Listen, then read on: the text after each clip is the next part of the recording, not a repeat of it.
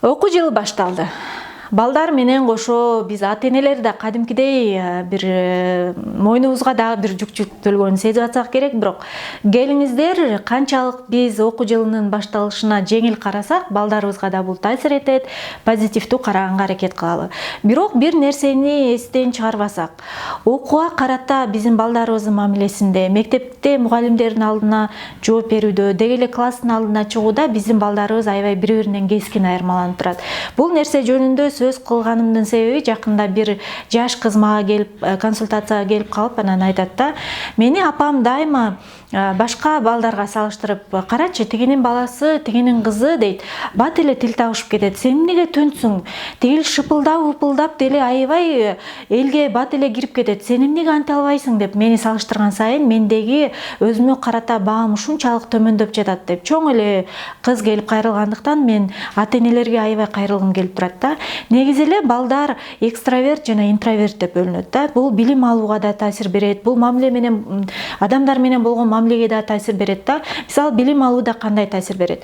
Интроверт балдарга элдин алдына чыгып сүйлөө үчүн аябагандай көп күч жумшалыш керек. Алар өздөрүн жеңиш керек. Жана алар жооп бергенге чейин бир топ убакыт ойлонушу керек. Алар дароо эле жооп бере албайт. Ошол себептен азыр мугалимдер да угуп аткан болсо, интроверт балдарга деги эле класска суроо бергенде, экстраверт балдар булар дароо эле суроонун аягына жете электе эле жооп оозунан атып чыккан балдар. Булар башкача айтканда экстраверттер үнүн сыртка чыгарып ойлонушат. А интроверт балдарга убакыт берип, анан оюн айткан балдар болгондуктан, мугалим катары дагы алардын жооп берүүсүндө экстраверттер жооп берсе алар активдүү каралып, ал эми интроверттер пассивдүү окуучулар болуп каралып калбаш үчүн интроверттерди да эске алып, экстраверттер тыя туруп, интроверттерге жооп бергенге мүмкүнчүлүк беришибиз керек. Ал эми ата-энелер бул учурда эмнени эске алыш керек? Эгер мугалим билбесе, менин балам жооп бере алат. Үйдөн аябай сонун жооп берет. Тек гана жооп бергенге чейин оюн топтоп, бир аз убакыт алып, анан жооп бергенге мүмкүнчүлүк бериңиз. Шаштырбаңыз деп мугалим менен балаңыздын өзгөчөлүгүн аныктап тактап алганыңыз жакшы. Дагы бир нерсе, эгер балаңыз ушул окуу жылында мектеп которгон болсо, жаңы чөйрөгө аралашып атса, эгер интроверт бала болсо, ал көп убакытта барып, анан аралашып кетет. Алар биринчи байкоочулардын ролун аткарат.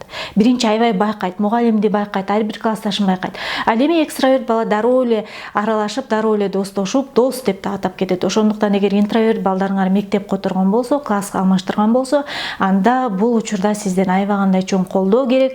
Шаштырбаңыз, башка балдарга салыштырбаңыз.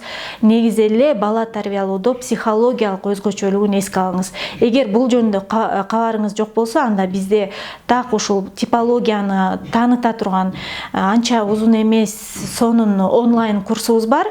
Сатып алып, шашпай көрүп чыксаңыз, ар бир балаңыздын өзгөчөлүгүн көрүп аласыз жана ошого жараша мамиле кыласыз.